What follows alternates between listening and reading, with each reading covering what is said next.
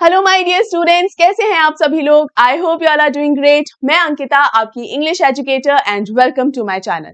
बेटा, आज मैं लेकर आई हूँ स्टूडेंट्स डाउट, यानी आप लोगों ने मुझसे जो डाउट्स पूछे हैं उस पर ये वीडियो होने वाला है। और जो टॉपिक आज मैंने पकड़ा है वो है कि किस तरीके से हम कंपैरिजन बेस्ड क्वेश्चंस को हैंडल करते हैं। देखिए, मुझसे आप लोग बहुत तरीके के क्वेश्चंस करते हैं, बहुत तरीके के डाउट्स आप मुझसे पूछते हैं। कुछ डाउट्स तो ऐसे होते हैं जिनका जो कमेंट बॉक्स के अंदर ही मैं लिखकर रिप्लाई कर देती हूँ, तो आपको उसी में ही समझ में आ जाता है। लेकिन कुछ डाउट्स ऐसे होते हैं जिनके लिए मुझे लगता है कि शायद शॉर्ट्स बनाना ही पड़ेगा, अदरवाइज शायद बच्चे को सिर्फ लिखा हुआ पढ़कर शायद नहीं समझ में आएगा। लेकिन कुछ डाउट्स ऐसे भी होते हैं, मुझे लगता है कि सिर्फ अगर मैं लिख कर बताऊंगी या सिर्फ एक शॉर्ट्स बताऊंगी तो शायद इतना अच्छे से एक्सप्लेनेशन नहीं हो पाएगा जितना अच्छा या जितना ज्यादा स्टूडेंट के लिए जरूरी है। इसीलिए ये जो पर्टिकुलर डाउट मुझसे स्टूडेंट ने पूछा था ना कि मैम ये किस तरीके से ये क्वेश्चन को अटेम्प्ट किया जाता है, मुझे लगा इस पे तो एक फुल लेंथ वीडियो की ही जरूरत है। इसीलिए मैं एक फुल लेंथ वीडियो इस पर लेकर आई हूँ। एंड आई एम श्योर मैं जो आपको एक्सप्लेन करूंगी, आप अगर उसको ध्यान से सुनोगे, ध्यान से समझोगे, आपको बहुत बढ़िया तरीके से समझ में आ जाएगा कि इस तरीके के क्वेश्चंस जो हैं उन्हें हैंडल कैसे किया जाता है। इससे पहले कि हम और आगे समझें कि कैसे हैंडल किया जाता है, मैं आपको एक चीज बता दूं। मैंने ये पूरा का पूरा जो कंपैरिजन है ना वो समझा है एक क्वेश्चन के हिसाब से। भाई, ये कंपैरिजन बेस्ड क्वेश्चन यहाँ पर लिया है, सीधी सी बात है। लेकिन मैंने क्लास 10th के एक चैप्टर से वो क्वेश्चन लिया है। अब हो सकता है कि आप क्लास 10th में ही हो लेकिन अभी तक वो चैप्टर आपने ना पढ़ा हो, या फिर आप किसी जूनियर क्लास में हो, तो मैम हमने तो वो चैप्टर पढ़ा ही नहीं, हम किस तरीके से वो कंपैरिजन समझ पाएंगे, ये कैसे हम करेंगे। सीनियर क्लासेस में कोई दिक्कत नहीं है, 11th हो में या 12th हो या कोई भी सीनियर क्लास हो, तो आपने वो टेक्स्ट ऑलरेडी पढ़ा हुआ है तो आप लोगों को तो दिक्कत नहीं आएगी। लेकिन जूनियर क्लास में या 10th क्लास में ही अगर हो और चैप्टर नहीं पढ़ा है तो दिक्कत आ सकती है। तो यहाँ पर मैं इसीलिए तो वीडियो लेकर आई हूँ बेटा, शॉर्टकट तरीका नहीं अपनाया। ये तरीका इसीलिए और ये वीडियो इसीलिए बना रही हूँ ताकि आपको ये समझ में आए कि कंपैरिजन बेस्ड क्वेश्चन किस तरीके से हैंडल किए जाते हैं। भले ही वो चैप्टर आपने पढ़ा है या नहीं पढ़ा है, आपको मालूम ही नहीं है कि वो चैप्टर है किस बारे में, या अगर कोई पोएम है तो पोएम किस बारे में, भले ही आपको नहीं पता है, कोई दिक्कत की बात नहीं है। आपको सिर्फ तरीका आना चाहिए। भाई, जैसे मैथ्स में फॉर्मूले होते हैं तो जरूरी थोड़ी है कि आपने सारे के सारे क्वेश्चन सॉल्व करे हो, या एग्जाम पेपर में जो क्वेश्चन आए वो सारे के सारे आपने पहले देख रहे हो, नहीं ना। हो सकता है ऐसा कोई बहुत सारे क्वेश्चन ऐसे हैं जो आप पहली बार देख रहे हो। मुद्दा क्या होता है, फॉर्मूला अच्छे से समझ में आना चाहिए और उसे अप्लाई करना आना चाहिए, उसकी एप्लीकेशन आनी चाहिए। आज मैं आपको ये जो तरीका सिखा रही हूँ वो एक तरीके से फॉर्मूला की तरह ही है कि फॉर्मूला को अच्छे से समझो और उसकी एप्लीकेशन बढ़िया तरीके से सीख लो। फिर आपके सामने कोई भी कैसा भी क्वेश्चन आ जाओ, चाहे कंपैरिजन बेस्ड में, आप उसको अटेम्प्ट कर सकते हो। फिर आप चाहे 8th क्लास में, 9th क्लास में, सीनियर क्लासेस में या और जूनियर क्लासेस में। वैसे इससे जूनियर क्लासेस के अंदर तो कंपैरिजन बेस्ड क्वेश्चंस आते ही नहीं है, 8th से इक्का दुक्का आना शुरू होता है। लेकिन अगर आप जूनियर क्लासेस में हैं भी और अगर कुछ नया और अच्छा सीखने को मिल रहा है तो कोई हर्ज नहीं है सीखने में। Extra never hurts, right. तो ये अच्छे से हम ये सीखते हैं बेटा और जानते हैं कि किस तरीके से हम एक कंपैरिजन बेस्ड क्वेश्चंस को समझते हैं, और इन्हें कंपेयर एंड कॉन्ट्रास्ट क्वेश्चंस भी कह सकते हैं। बिल्कुल, कि किस तरीके से दो टेक्स्ट के अंदर या दो पोएम्स जो हैं या चैप्टर्स हैं, जो भी तरीके के टेक्स्ट हैं, उनमें किस तरीके से कंपैरिजन और कॉन्ट्रास्ट देखा जाता है और फिर उसको किस तरीके से एक्सप्लेन किया जाता है। ठीक है, तो हम आगे बढ़ते हैं, लेकिन उससे पहले क्या करना है आपको भाई, सबसे पहले तो इस वीडियो को लाइक कर दो, फिर ज्यादा से ज्यादा शेयर कर दो ताकि मैक्सिमम स्टूडेंट्स तक ये पहुंच जाए। और चैनल अगर सब्सक्राइब नहीं किया है तो भाई उसे भी अभी इसी वक्त सब्सक्राइब कर लीजिए। और बेटा, टेलीग्राम चैनल्स जो हैं उन्हें भी ज्वाइन करना बिल्कुल मत भूलिएगा, क्योंकि टेलीग्राम चैनल्स में क्या होगा, आपको वहां सारे नोट्स मिलते हैं, सारे पीडीएफ्स मिलते हैं, तो आपके लिए समझना बहुत आसान हो जाएगा। एक मैंने बनाया है क्लास 11th के लिए, एक मैंने बनाया है ग्रामर सेक्शन के लिए। ये वाला जो डाउट वाला सेक्शन है ना, ये डाउट वाला मैं आपको क्लास वाइज ही सेपरेटली आपको वहां पे शेयर कर दूंगी। ठीक है, ग्रामर वाले सेक्शन में भी इसको मैं शेयर कर दूंगी ताकि जो जूनियर स्टूडेंट्स है, 8th या 9th क्लास के जो स्टूडेंट्स हैं, उनको वो वहां पर मिल जाए, क्योंकि उनके लिए मैंने अलग टेलीग्राम चैनल अभी नहीं बनाया है। और जो क्लास 10th में है या क्लास 11th में है, उनके लिए तो 10th और 11th के अंदर ही मैंने वो चैनल्स पे ये मैं अपलोड कर दूंगी, तो आपके लिए पीडीएफ से पढ़ना फिर बहुत ही ज्यादा आसान हो जाता है।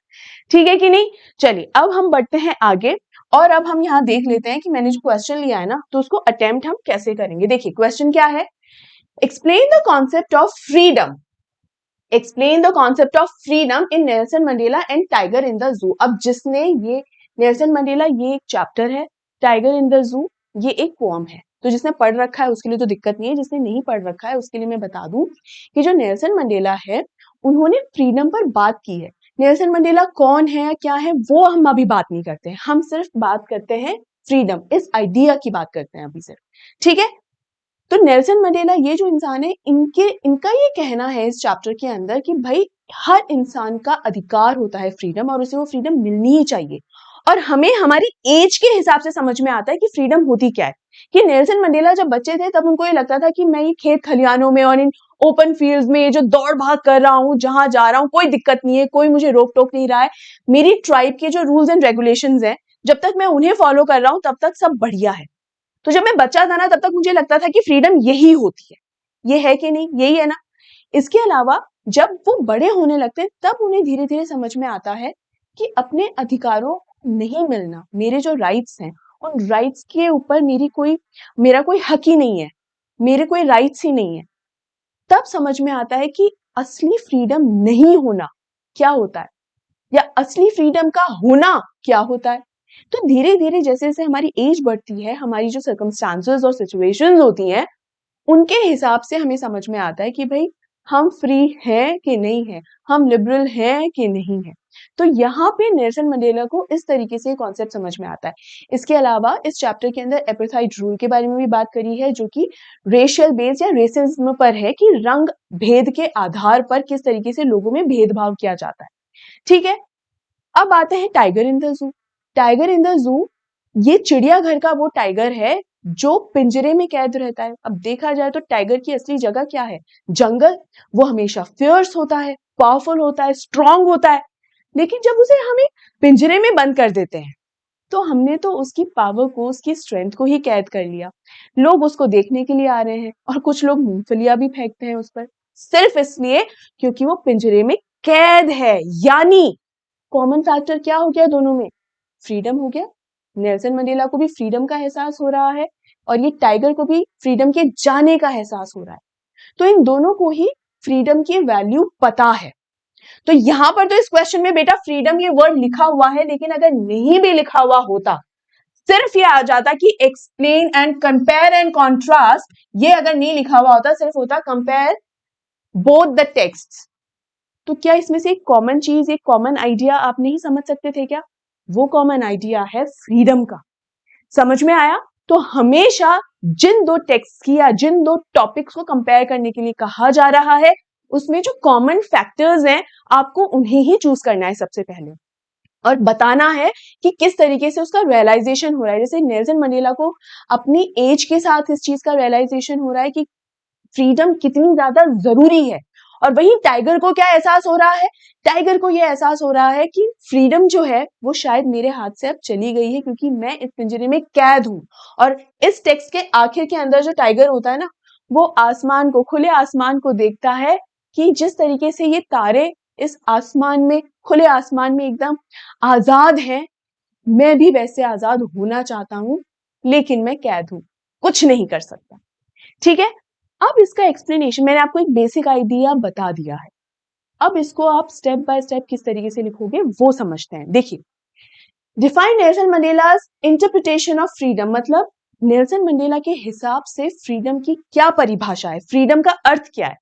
फ्रीडम का अर्थ बेटा सिर्फ ये नहीं होता कि हाँ हमें ना एक बहुत बढ़िया घर मिला हुआ है, लेकिन अगर हमें उस घर के अंदर अपनी मर्जी से एक कमरे से दूसरे कमरे में जाने की इजाजत नहीं मिली तब भी क्या हम फ्री रहेंगे? नहीं। ये बिल्कुल उसी तरीके से है कि हम जब एक कमरे में हैं तो वो कमरे का दरवाजा हमने अंदर से बंद किया हुआ है या किसी ने बाहर से बंद किया हुआ है। तो अगर किसी ने, दोनों ही केसेस में देखो दरवाजे बंद हैं, लेकिन किस तरफ से वो दरवाजा बंद है और किसने वो दरवाजा बंद किया है उस पर डिपेंड करता है कि हम आजाद हैं या नहीं। कोई बाहर से बंद करके अगर चला गया है तो क्या हम आजाद होंगे? बिल्कुल नहीं, हम तो कैदी हो गए।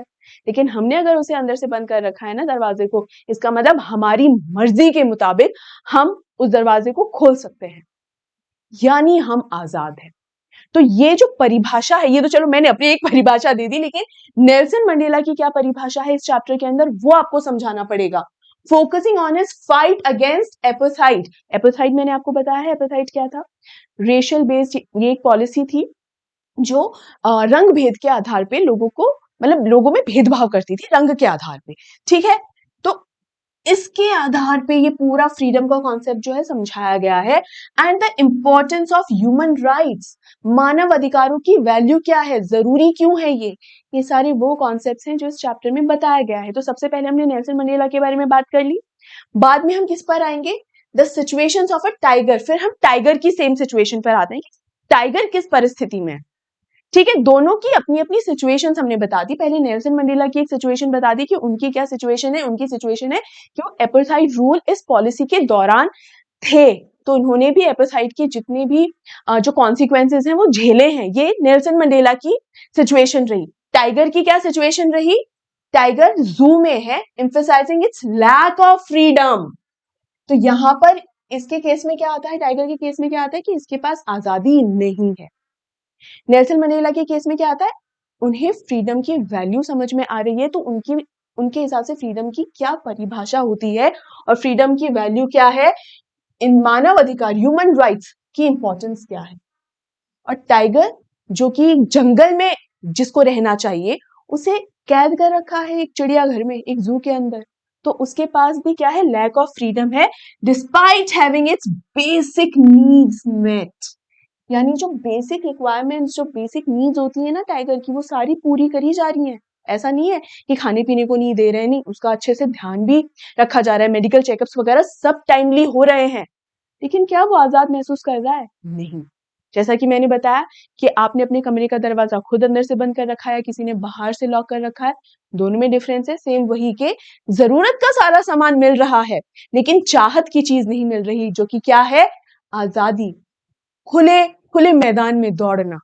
ये इस टाइगर की एक इच्छा है, चाहत है, जो कि पूरी नहीं है, ठीक है। तो दोनों के ही केसेस में हमने स्टेप बाय स्टेप दोनों ही केसेस समझा दिए, नेल्सन मंडेला का भी और टाइगर का भी।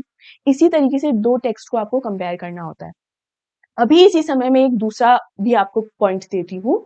अगर आपने चैप्टर्स पढ़े हो एन फ्रैंक का diary of a young girl and Amanda, दोनों की ही जो स्टोरी है, तो अमेंडा क्या है, अपने ही ख्यालों में खोई रहती है, ठीक है। तो वो अपने आप को आजाद महसूस करना चाहती है, एक फैक्टर हो गया। वही एन फ्रैंक क्या है, एन फ्रैंक भी अपने आप को आजाद महसूस करना चाहती है, लेकिन उसके पास कोई इंसान है नहीं जिससे वो अपने मन की बात को शेयर कर सके, ना ही अमेंडा के पास ऐसा कोई इंसान है।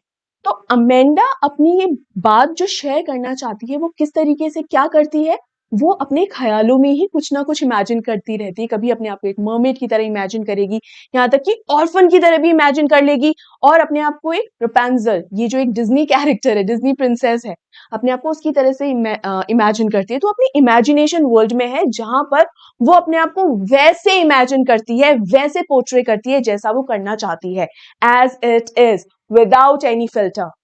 उसी तरीके से एन फ्रैंक जो है वो क्या करती है, डायरी लिखती है।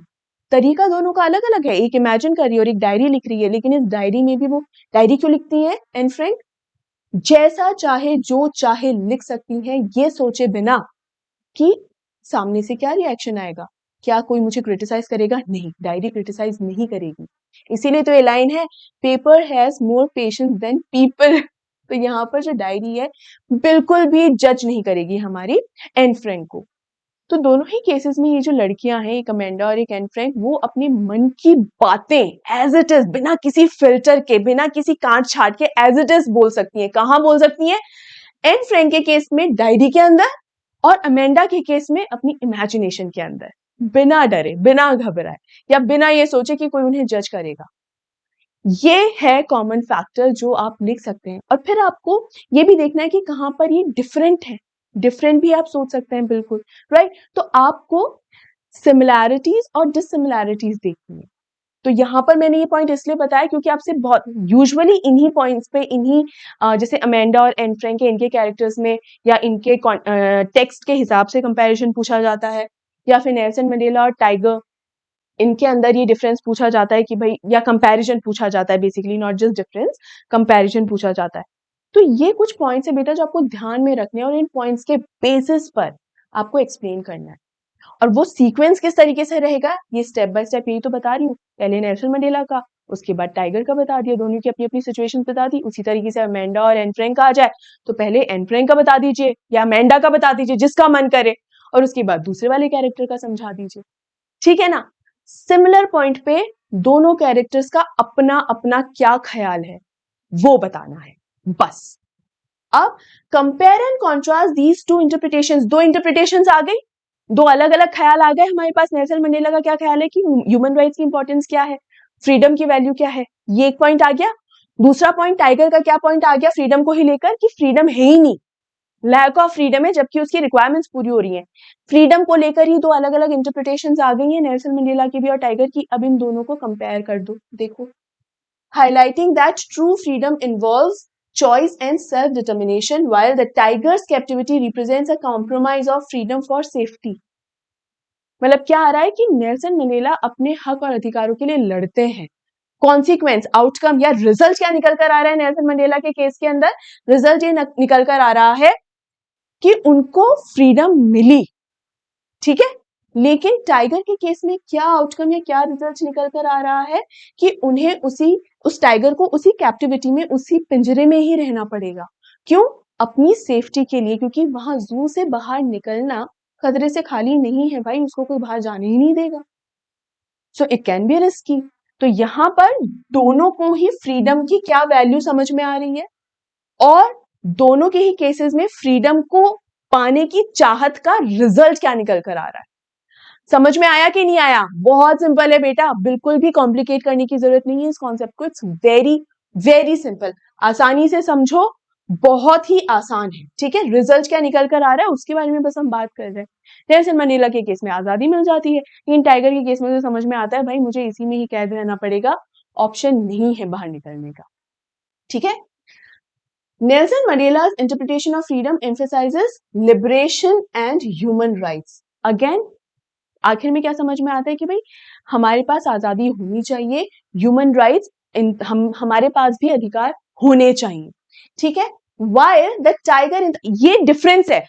कॉमन फैक्टर क्या था? फ्रीडम। लेकिन ये फ्रीडम की चाहत में ही जो रिजल्ट निकल कर आया ना दोनों के केसेस में, वो अलग अलग निकल कर आया कि नेल्सन मंडेला के केस में तो आजादी मिल रही है, लेकिन टाइगर के केस में ये डिसिमिलर चीजें हो गई, डिफरेंट चीजें हो गई। क्या डिफरेंस है कि tiger in the zoo symbolizes a constrained existence that sacrifices true freedom for safety. क्या समझ में आ रहा है? ये कंक्लूजन है एक तरीके का। तो कॉमन फैक्टर हमने फ्रीडम पकड़ा, फ्रीडम से दोनों के अपने अपने जो ख्यालात हैं उन्हें समझा कि भाई इन दोनों के अपने अपने क्या क्या ख्यालात है फ्रीडम को लेकर, उसका रिजल्ट क्या निकल रहा है, उनकी जो फाइट रही उस फ्रीडम को पाने में, और रिजल्ट क्या निकल रहा है कि नेल्सन मंडेला तो इस फ्रीडम को पा रहे हैं, लेकिन टाइगर ने वहां कहीं ना कहीं कॉम्प्रोमाइज कर दिया, क्योंकि टाइगर की लाइफ एक तरीके से कॉन्स्ट्रेंट दिखा रही है। ये दिखा रही है कि वो बाहर नहीं निकल सकता है क्योंकि उसे अपनी सेफ्टी की चिंता है। ये है स्टेप बाय स्टेप, और ये स्टेप तो चलो मैंने सिर्फ बताया नेल्सन मंडेला और टाइगर को लेकर। कहीं पर भी आप कोई भी कॉन्सेप्ट बता रहे हो ना, किसी भी दो टेक्स्ट या दो कैरेक्टर्स को कंपेयर कर रहे हो ना बेटा, यही स्टेप्स होते हैं। कॉमन फैक्टर पकड़ो, यहाँ पर मैंने फ्रीडम पकड़ा है। मल्टीपल फैक्टर्स भी हो सकते हैं, वो जरूरी थोड़ी कि एक ही फैक्टर हो, मल्टीपल फैक्टर्स भी हो सकते हैं, है ना। उस पर्टिकुलर फैक्टर को लेकर दोनों ही कैरेक्टर्स या दोनों ही टेक्स्ट में क्या समानता है और क्या असमानता है, और फाइनली उससे रिजल्ट क्या निकल रहा है, आखिर में आउटकम क्या निकल रहा है, कंक्लूजन क्या निकल रहा है, वो आपको बताना है। That's it, comparison based questions यही होते हैं। मेरे ख्याल से आपको ये पूरा जो फंडा है अच्छी तरह से समझ में आ गया होगा। अगर आ गया है बेटा तो मैं एक चीज और बता दूं, ऐसा नहीं कि ये अच्छे से तरीका अगर समझ में आ गया तो एक ही बार में आपको सारे आंसर्स लिखने आ जाएंगे, अरे अब तो चाहे कोई भी आंसर दे दो, नहीं ऐसा नहीं होगा। प्रैक्टिस तो भाई करनी पड़ेगी। मेरा काम है बहुत बढ़िया तरीके से आपको समझा देना, जितना अच्छे से मैं आपको समझा सकती हूँ, लेकिन उसके बाद बेटा प्रैक्टिस की जरूरत जरूर है। और प्रैक्टिस के लिए क्या करो, कंपेरिजन बेस्ड आंसर्स को 3-4 कंपेरिजन बेस्ड आंसर्स देख लो, उसको रीड करो जहां तक कर सकते हो, और उनको अटेम्प्ट करो, ट्राई करो, लिखो ना आंसर्स को, और जो भी आंसर लिख रहे हो उसको रीड करो। तुम्हें 2-3 दिन देने पड़ेंगे इसको, एंड ट्रस्ट मी 2-3 दिन अगर दे दिए ना तो आप लोगों को एक उसकी ना एक सोल समझ में आ जाएगी, उसका एसेंस आपको समझ में आ जाएगा कि अच्छा किस तरीके से अटेम्प्ट किया जाता है, और बस फिर आ जाएगा तुम लोगों को आंसर लिखना। इतना तो मेरे स्टूडेंट स्मार्ट है, मुझे पता ही है। ठीक है, तो ये जो मैंने आपको बताया है ना, ये जरूर करो, ये प्रैक्टिस बहुत जरूरी है। वही वाली बात है कि फॉर्मूला सिर्फ याद करके कुछ नहीं होगा कि हाँ ठीक है क्लास के अंदर बढ़िया तरीके से समझा दिया कि ये फॉर्मूला है, फॉर्मूला बढ़िया याद हो गया है, अप्लाई करना भी हम देख चुके हैं, हमको टीचर ने समझा दिया था, but it is not sufficient. आपको भी वो करना ही पड़ेगा, ये मेहनत आपको करनी ही पड़ेगी। ये देखो बेटा, वो तो मैंने स्टेप बाय स्टेप आपको समझाया था। अब जब फाइनल आंसर होगा तो किस तरीके से होगा ये देख लो। In this comparison two distinct interpretations of freedom, freedom की तो अलग अलग डेफिनेशंस ही तो इंटरप्रेट की गई है। इंटरप्रेट का मतलब होता है अंडरस्टैंड करना, ठीक है।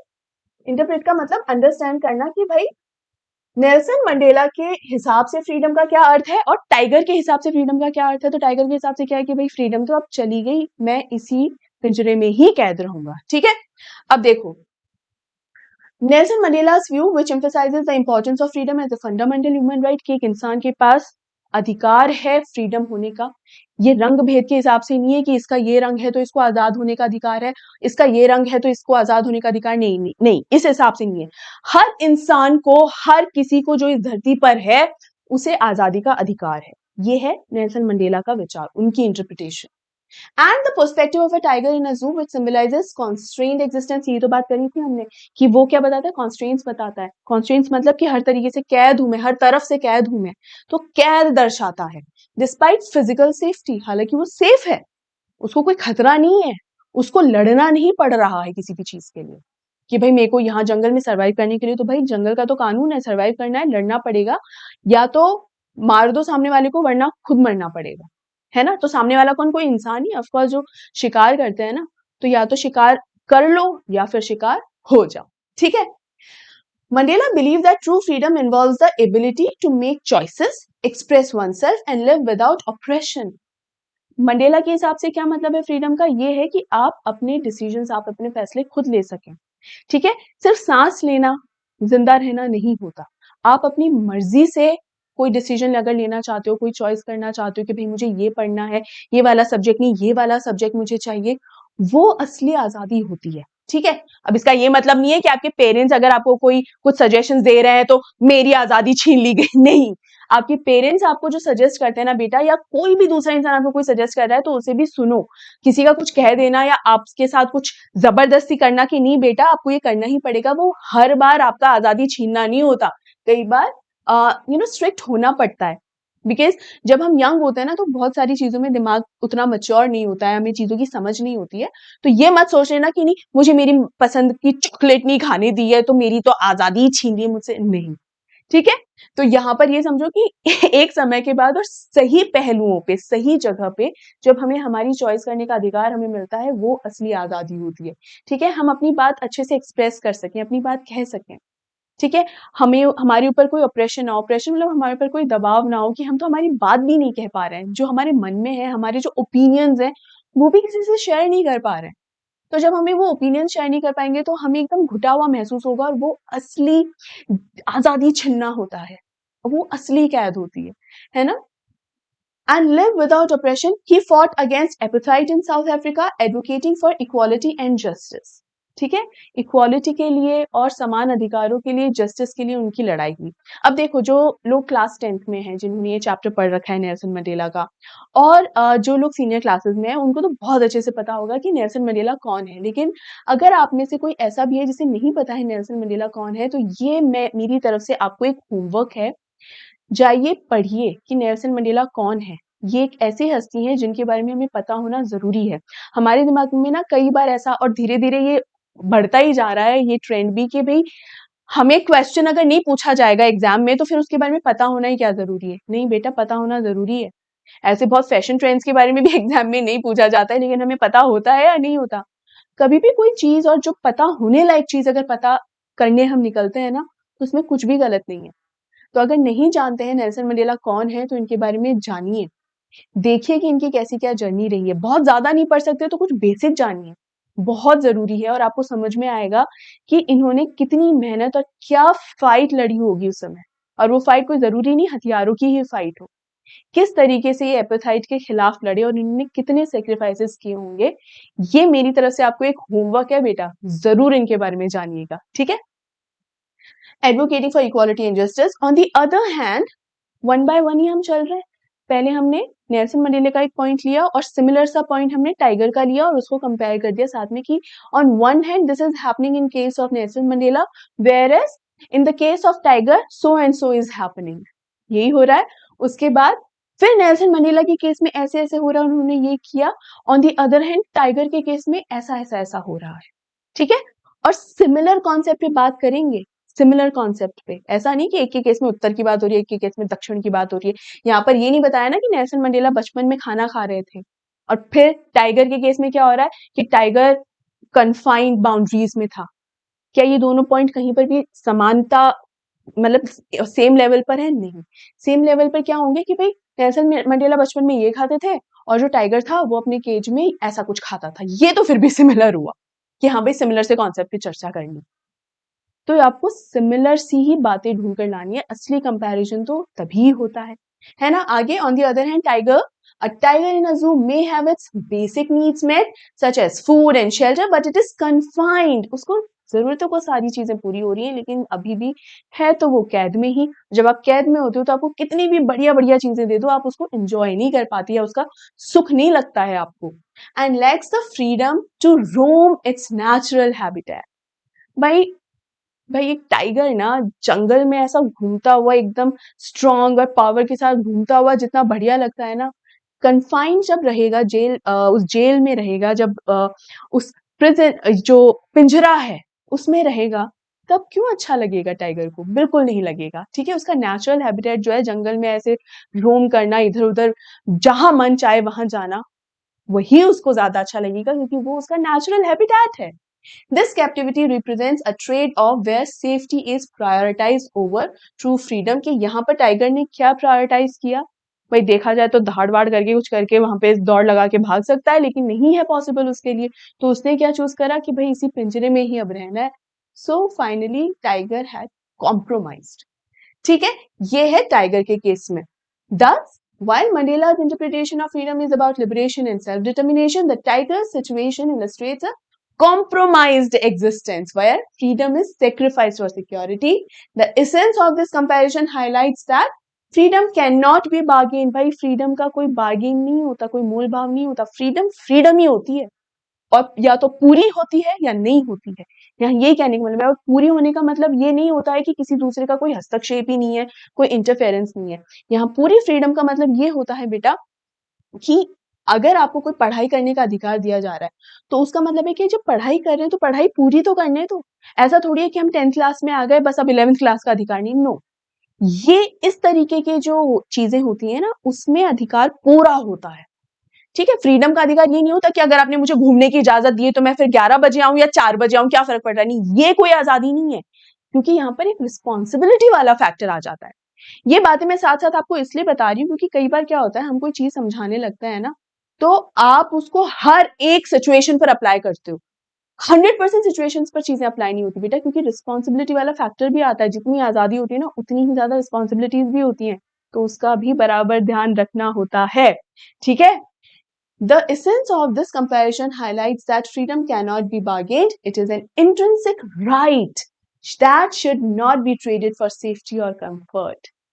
कि एक इंट्रिंसिक राइट है। इंट्रिंसिक राइट का मतलब क्या होता है कि ये एक ऐसा अधिकार है जो होता ही है, ये कोई चर्चा का विषय नहीं होता है, होता ही है ये अधिकार। तो ये तो चाहिए ही चाहिए भाई, चाहे कुछ भी हो जाए। ये हमारा लास्ट ये वाला जो है ना बेटा ये पूरा कंक्लूजन है, फुल ऑन कंक्लूजन। तो अभी हो सकता है कुछ स्टूडेंट्स को ये लगे थोड़ा सा रेपिटेटिव लगे, लेकिन रेपिटेशन नहीं है। रेपिटेटिव सिर्फ इसलिए लग रहा है क्योंकि कॉन्सेप्ट तो एक ही है।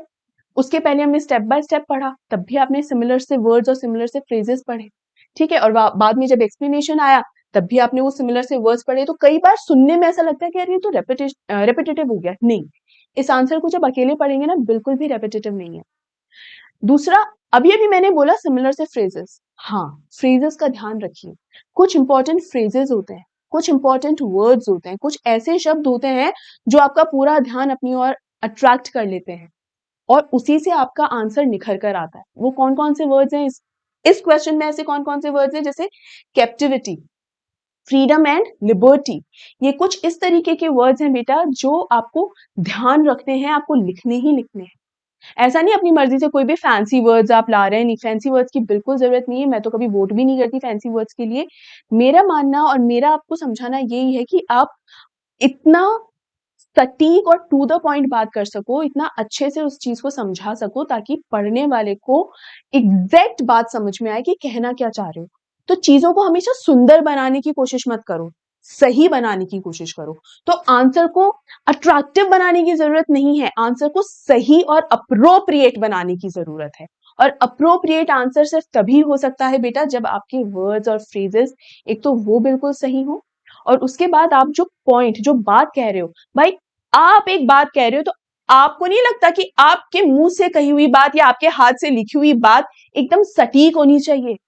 तो वो वैल्यू दो आप अपनी बातों को, वो वैल्यू दो आप अपने आंसर में लिखे गए पॉइंट्स को।